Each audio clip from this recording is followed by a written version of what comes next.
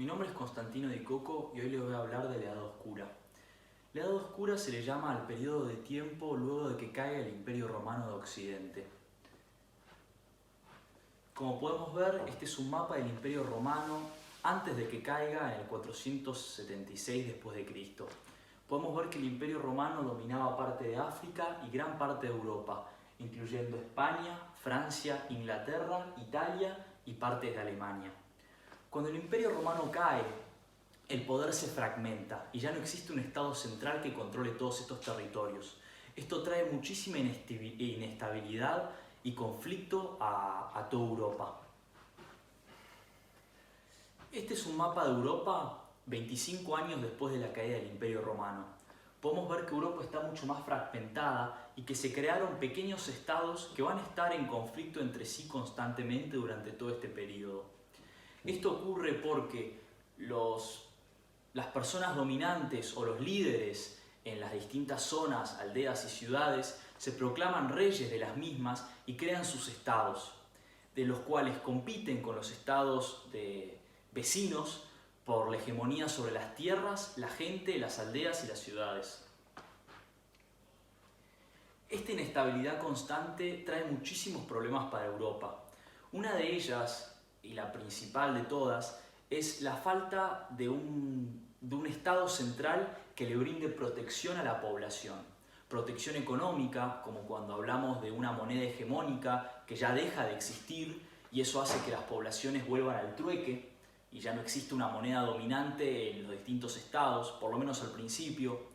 Tampoco hay una hegemonía sobre la educación, siendo los cleros y la iglesia las únicas personas habilitadas a poder aprender a leer y escribir, y bajando los niveles educativos de toda Europa. Esto se suma a la expansión del catolicismo por toda Europa, que comienza a ganar hegemonía sobre las demás religiones y sobre pequeñas religiones ya existentes, llamadas religiones paganas, que se encontraban en sectores particulares de Europa. La medicina, que venía teniendo un gran avance en el Imperio Romano, decae muchísimo. La medicina durante este periodo es más que nada magia o médicos caseros, los cuales por lo general te dejaban peor de como ya estabas.